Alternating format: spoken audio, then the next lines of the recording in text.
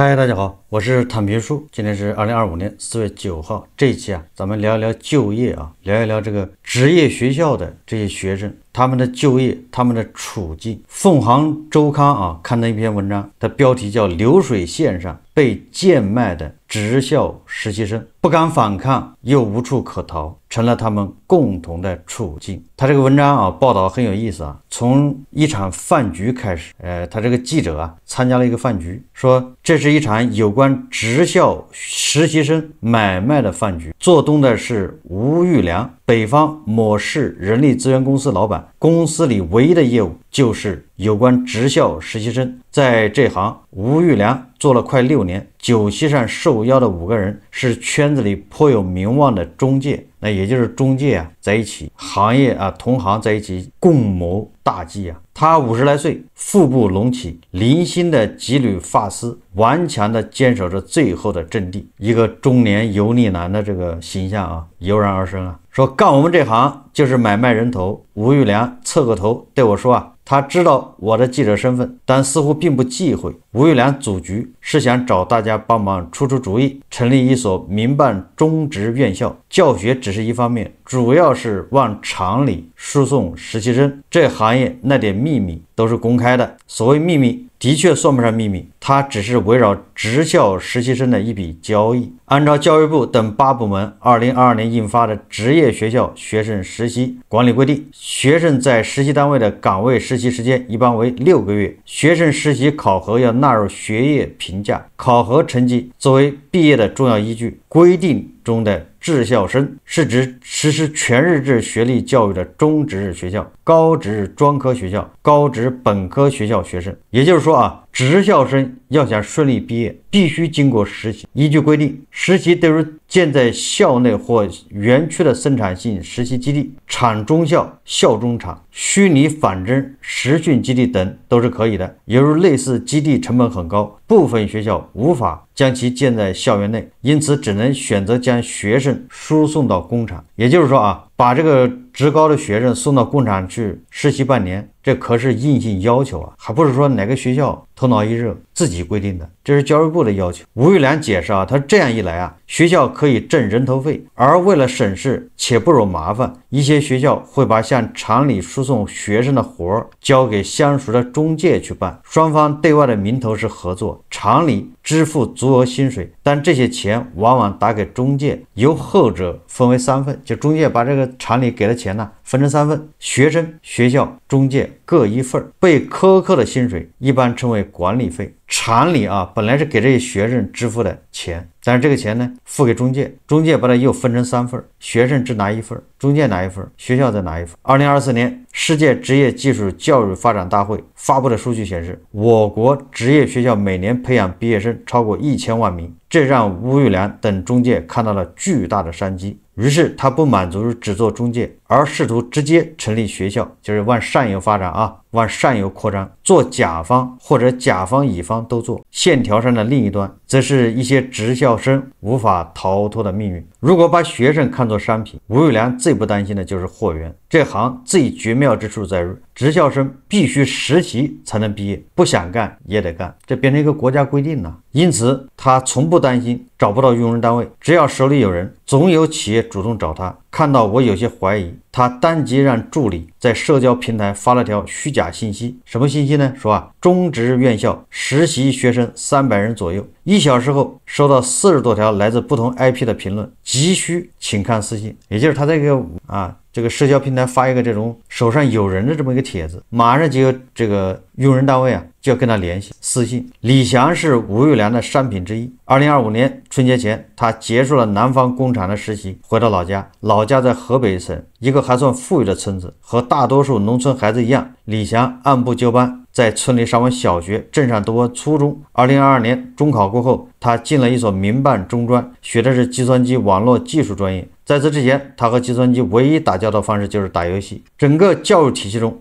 职校生一度成为沉默且时常被忽视的群体。尽管2022年5月新的职业教育法实施，首次以法律形式确定了职业教育与普通教育地位同等重要，这似乎未能从根本上打破人们对职校生的刻板印象，社会给他们贴上学习不好的、打架混日子的标签。厚朴学堂发起人梁自存此前接受采访时说自己在职校调研时常听学生讲的口头禅是我就是个垃圾。你还指望这些孩子能干嘛？咱把自己当成幼儿园，给家长看好孩子，别出事就行。在北方某市私立中专做行政的冯岩不止一次听校长这么说，潜意识里他也觉得这帮学生就是学渣，上课睡觉说话，顶撞老师，下课打架玩游戏谈恋爱，没一个让老师省心的。李翔很早就接受了自己是学渣的现实，他发现初中同学很快分成2个阵营，高中生和中职生。上高中的同学看不起中职生，同学群里高中生们正聊得起劲，只要有中职的同学一加入，高中生们就自觉闭麦。父母的朋友来家做客，问起李翔在哪儿上学，父母只说在市里，绝口不提学校的名字。我上的中专还是民办的。李翔觉得中职生和他附加的标签早已锁定了自己人设，他很快又释然了。我们本身就在最底层了，再低还能低到哪儿？职校里教的网页制作和 Java 编程基础他根本听不进去，就是换个地方睡觉。刚入学时老师就告诉他们，职3上学期都要进厂实习，否则不发毕业证，这是上面的规定。李翔期待实习，那意味着可以尽早毕业挣钱，他因此羡慕那些学长，他们如同候鸟迁徙一般，每年6月被一辆辆大巴拉走实习，6个月后再被大巴送回。他向一位学长问及实习的经历，后者脸上透着疲惫，累和牛马差不多。那些岗位不用上学，直接去干就可以。所谓的实习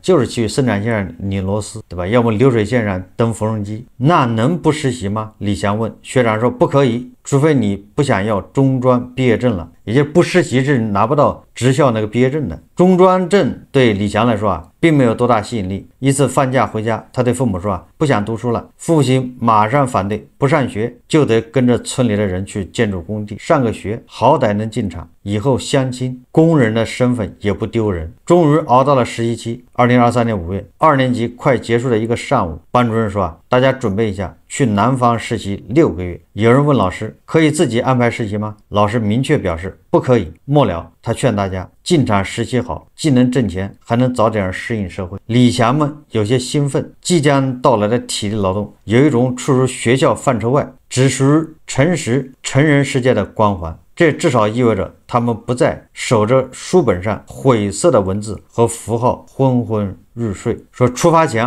学生们签署一份职业学校学生岗位实习3方协议，协议内容的3方包括学校、实习单位和学生本人。李翔这份协议中的实习项目是在南方某印刷厂，实习岗位为智能操控，报酬每小时23元，工作时间每天8小时，一天180块钱。李翔点开手机上的计算器，每月能挣5500元，实习半年就是3万多元，这是他从未见过的金额。合同上很多内容他没细看，只记得其中提到实习单位免费提供食宿、工装，学校和企业给学生投了责任保险之类。这个对涉世未深的学生来说这甚至有点期待憧憬。一个月5500很多人毕业以后都拿不到这个钱了。说带着城里孩子去春游般的憧憬，李翔上了那辆白色大巴车。他们这届学生分为4个班，共200人。除李翔所在的班是计算机网络技术专业，其他3个班分别是金融服务、酒店管理、汽车营销与服务专业。30多个女生全部集中在酒店管理专业。发车前，校长拿着话筒说学校会派2名驻场老师共同前往，全程陪同学习，学生有任何问题都要通过驻场老师解决。1800公里的路，车子足足开了33个小时，坐长途大巴去的，省钱包车李翔发现大巴车上除驻场老师外，还有一张陌生的中年面孔。事后他才知道，那是吴玉良公司的一个中介，厂里举办了简单的婚姻仪式，有人专门对待他们。大门口挂着条幅，欢迎某某职业学校学子前来我厂实习。学子二字让李翔意外，社会上都叫我们中专生或者技校生，突然被叫学子，挺不习惯。他偷偷的拍了张条幅照片发到家庭群，亲戚们纷纷跟发点赞鲜花。一个表弟发了一个坏笑表情，附文说祝我哥实习快乐，早挣大钱，早日光宗耀祖就这样在中介的这个撺掇之下，职校生开启了他6个月的实习生涯，实际上就像卖猪仔的被卖掉了。他们所谓的实习，也就是提前进入成人世界。李翔所在的那辆大巴车上的同学全被分到了印刷厂，实际上就是干小工工作是打包和搬运图书，即在成品书出来后，用白色塑料捆绑绳将书捆成一摞，每摞20本，提到指定地方，再由搬运工推着手动叉车运输到仓储车间。用主管的话说印刷厂里绝大部分工作需要一定的技术含量，而打包和搬运则基本靠体力。这时李翔才反应过来，合同里写的智能操作只是个幌子，完全是人工操作。具体成人世界的光环消退，生活无比枯燥。早上7点多起床，换上蓝色工作服，8点开工，将一本本装订好的书摞起打包搬走，像是无情的机器。这个工种除职校实习生外，还有些附近村里的中老年人，他们每天骑电动车上下班，车间里布满摄像头，偷懒或说话会被批评并扣薪水。我一想到这个美的的人铁锈区红脖子居然也要抢着干这样的工作，这个世界到底怎么了？美国人觉得咱们叫有福不享，咱们觉得美国人叫没苦硬吃。什么叫有福不享呢？就是你是第2大经济体，你们居然不消费，确实难以理解对吧？你改革开放40年，你取得了巨大成就，积攒了巨大的财富，居然不消费，就是有福不享。那我们就觉得对吧？美的你们不用干活都能活得好好的，你为啥要非要做牛马呢？没苦要硬吃呢？你看都是误会对吧？让美的我倒是觉得这些工厂应该开辟一个业务，对吧？就是专门吸引那些美的的那些铁锈区的红脖子来免费体验，来上班1个星期，或者让他们蹬缝纫机，对吧？蹬上1个星期这个是低端的那稍微高端一点的，你比如富士康工厂，那恐怕也不轻松大家还记得前几年，应该10年前吧，10多年前，富士康发生过9连跳还是10连跳？如果说真的那么好，怎么会有10连跳、10几连跳呢？我们接着看这文章他说按照主管的要求，工人们从早上8点干到12点，午饭过后再从1点工作到5点，算下来是8个小时，但实际上所有人都得至少加班2小时，加班每小时多付7块钱。这样的日子，李翔不到半个月就受不了了，住在白色双层集装箱搭建的一栋房里，他总会做梦。第2天醒来，恍惚中以为自己回到了学校。他给家人打电话说不想干了，父亲骂他不能吃苦。他给驻场老师发微信吐槽，老师让他坚持一下，不要影响毕业。如果说体力上的疲倦尚能坚持，脑力上的劳动则更成了他们的负担。每天加班2小时后，职校实习生会被要求手写一篇不低于300字的实习日志，驻场老师每周来收1次。老师叮嘱他们不能写当包装工、搬运工，要上价值，要写模糊的工作心得。说于是每天加完班，李翔都会老老实实坐在马扎上写日志。他只想写累，但这过不了关。他开始编造那些假大空的话，偶尔还会从网上抄些自以为是的金句。我在实习岗位很开心，实习能让我把理论知识转化为实践。今天工作最大的感悟就是细节很重要，细节是成功基石。确实这些叫格言警句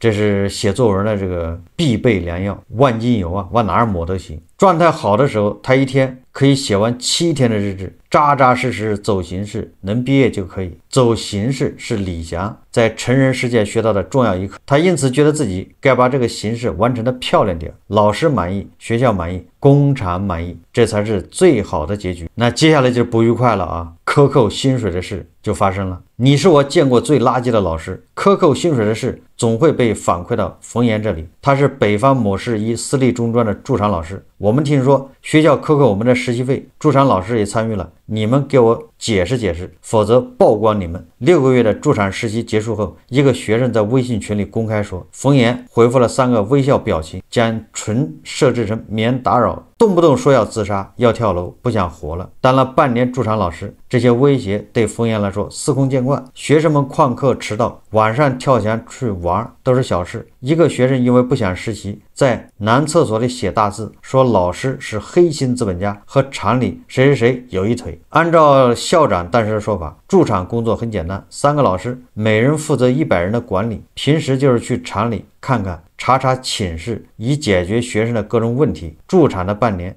月薪比平时多2000元。冯岩脑子一热报了名。一个曾经当过驻场老师的前辈告诉他，学生们肯定不好管，放平心态，别出人身安全事故就可以，其他的事尽力就好。那么冯岩带的学生全部入住了企业自建的宿舍楼，那肯定比那个活动板房呢，集装箱那个房子条件要好啊。他负责的100个学生，机械专业的去了电子厂，商务应用专业的去了一家银行外包客服中心。南方气候湿热，几个宿舍有些霉味，于是分宿舍当晚，冯岩接到了学生家长的电话，上来就是一顿炮轰：你们学校咋这么没良心，拉着我家孩子去打工，还让我孩子住狗窝，良心被狗吃了吗？冯岩想解释，家长听不下去，丢下一句要投诉你们，挂了电话。驻场老师最怕的是自己负责的学生出事。之前驻场老师告诉冯岩，他们有一届学生进厂实习时，在网络上认识了一些朋友，被骗到国外搞电信诈骗去了。其中一个是重庆一所中职学校旅游专业的学生，被安排到重庆渝北区某产业园实习1年。就在马上要结束实习的2024年2月10日凌晨，这名学生在宿舍内休息时死亡。公安机关认定其死亡原因缢死，就是上吊啊。还有个案例是2021年12月24日，河北邯郸一所职业学校学生通过中介被安排到上海工厂做包装工后，一名姓贺的学生2022年1月5日下午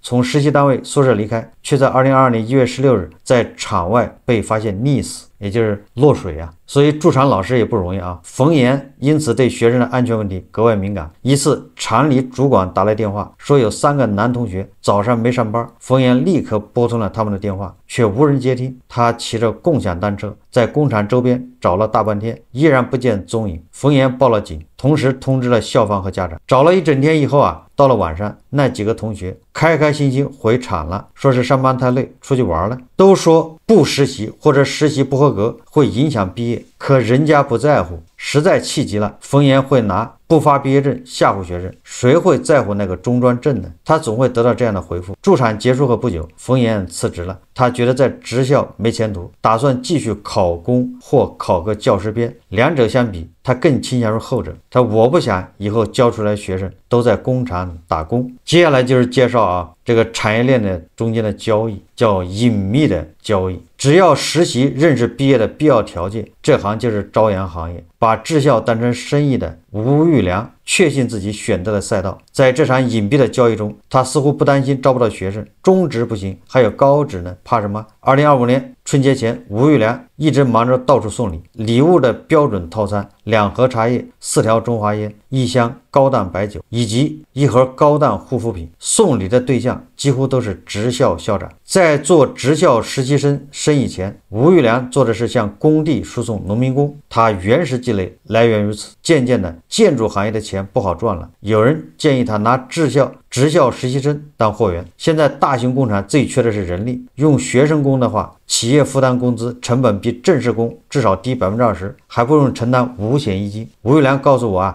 这行门槛不高，最关键的环节无非是打通职业院校的关系，也不用多，校长和就业办主任就可以。那么这个吴玉良第一笔生意他就是一个老牌职教中心校长给了吴玉良200个人，让他试一下。有了生源吴玉良很快联系到南方一家电子厂，将这些实习生全部送了进去。厂里给每个学生时薪24元，吴玉良从中扣掉了每人每小时10元管理费，以此计算，他每天克扣一个学生80元，一个月下来2400，200个学生就是48万元，半年下来就是288万元。除一些成本，这单生意他和校方各赚100万元。你看这200个学生就当猪仔卖掉了，他们每天工作8小时，工作半年，但是这个中介和学校各赚100万，对这个职教中心来说啊，这100多万还仅仅是这200个学生带来，他这个学校一共有800个学生，剩下600个是多少钱呢？大概差不多。这笔生意让吴玉良看到了商机，他愈发觉得只要有生源就会赚钱。他也认识了更多校长，结识了不少招生办主任，慢慢摸清了门道。吴玉良透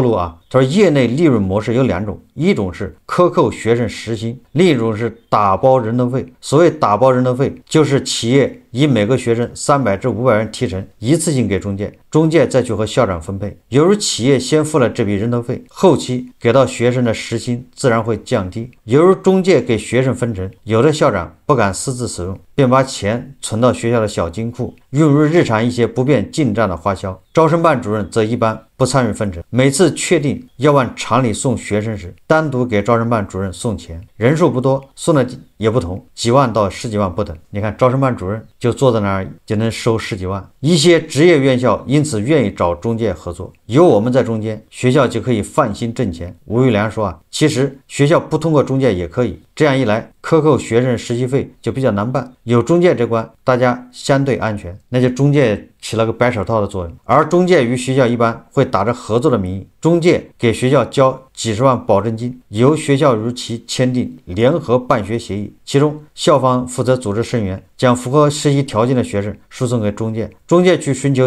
企业安排学生实习。虽说不担心货源，但吴玉良也承认，能够进行买卖的职校生只是一小部分，且主要集中在民办职校，公立学校还是好很多。所以眼下他正忙着筹办一所民办职校，他知道公立学校不可能参与，要想把生源牢牢攥在手里，就得成立学校，到时候不管是中介还是工厂都得听我的。他端起100毫升白酒分酒器，语气里带有几分志在必得。办学校是件好事，总得给那些成绩不好的孩子一条出路。酒桌上的人点头附和，对对对，咱们当校长做校董，不当老板了。一侧的餐边柜上，一箱53度的飞天茅台和4条硬核中华烟，见证着这场生意的谋划和布局。这一箱茅台又有多少孩子血汗呢？即将完成这次采访时，李翔告诉我，他原本想报对口高考，但错过了报名时间，于是他放弃这个选项。就算考过了，大概还是上个职高，最后还得进厂实习。但凡上的学和职业2字沾边，基本逃不过进厂的命运。这个就是职校生的这个遭遇啊，尤其是实习。这个我前一阵子偶然的一个机会，也认识了几个职校的学生。通过我对他们的这个了解我发现职校生之所以有这样的一个安排，这样的命运，跟他们自己有密不可分的关系。某种程度上就是可怜之人必有其可恨之处，或者叫山猪吃不了细糠，他是被社会这个大筛子层层筛选筛到这么一个职校的。当然了，这里面既有他个人原因，也有这个筛子的原因。什么叫个人原因呢？他有的孩子成熟的就是晚，有的孩子成熟早，对吧？有的孩子从小就是好孩子，学习兢兢业业，然后他就从小，对吧？上初中、上高中、上大学。有的孩子他从小调皮捣蛋，他成熟的晚，等到他上初中，他还没反应过来呢。虽然家长老师天天逼他学习，他也不学。所以很多地方不就是教育分流吗？初中考高中，一半进职校，那这孩子他就进了职校。进了职校之后，刚才也说了，他就打上了标签，你就是个学渣，而且进了职校以后没前途，你干啥都不行，就是拧螺丝。所以更多的孩子他就自暴自弃，也就是叫堕落。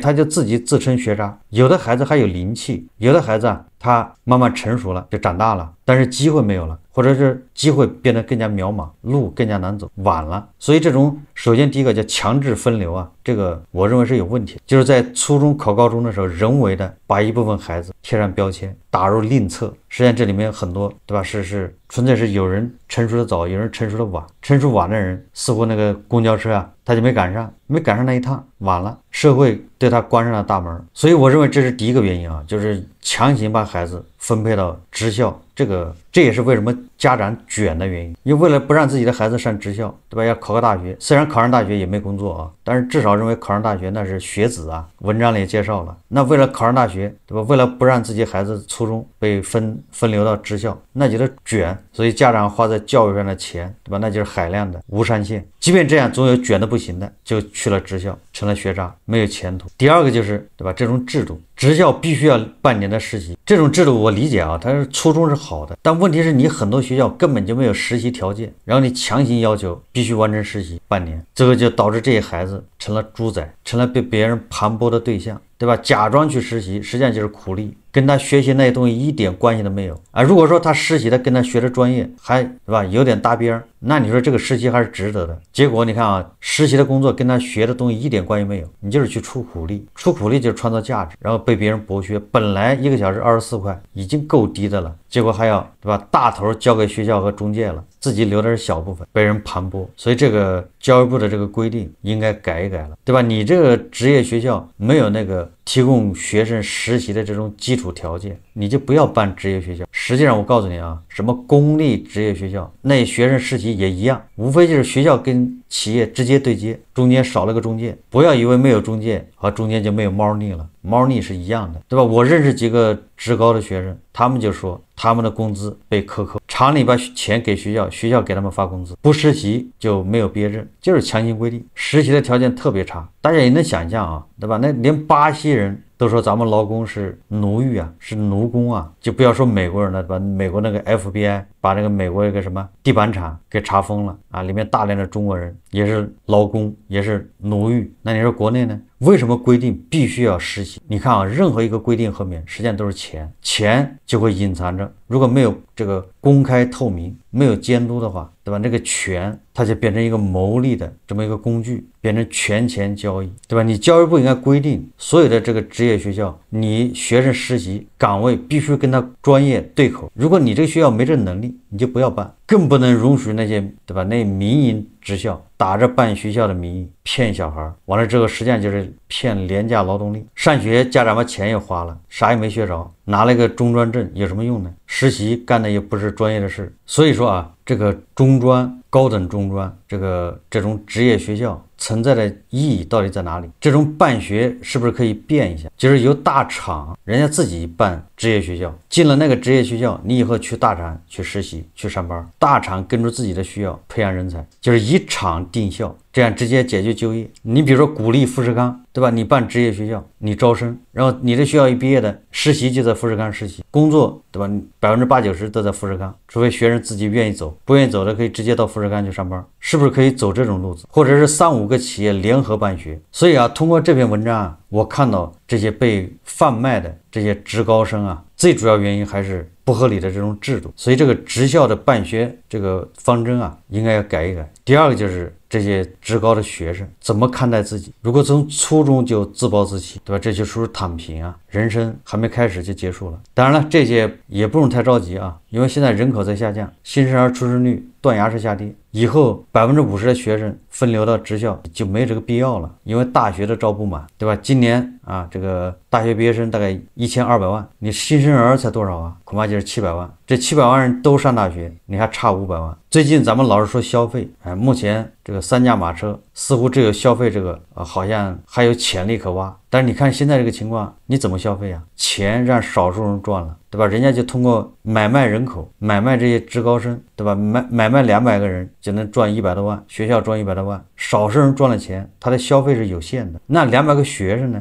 本来手头可以富裕一点，一个月5000块还可以，结果你这么一分，他只有2000都到不了，这1000块管自己吃住，也就是底层的韭菜没钱，永远处于那种手头紧张的状态。少数人有钱，少数人有钱就导致这个上海的豪宅、杭州的豪宅卖得好，大部分人没钱，没钱就导致这个韭菜的刚需，对吧？那房子卖不掉，对吧？你看看这种分配方式，韭菜收入怎么可能提高呢？层层盘剥，韭菜收入提高不了，那怎么可能消费呢？这些职高生有什么前途呢？没有前途，他又怎么消费呢？对前途没有信心啊！所以说啊，要让消费起来，不是一件那么容易的事。好，这期节目啊，我们就聊到这里，感谢大家收看。如果喜欢我的节目，欢迎订阅转发，也可以在下方留言评论，谢谢大家。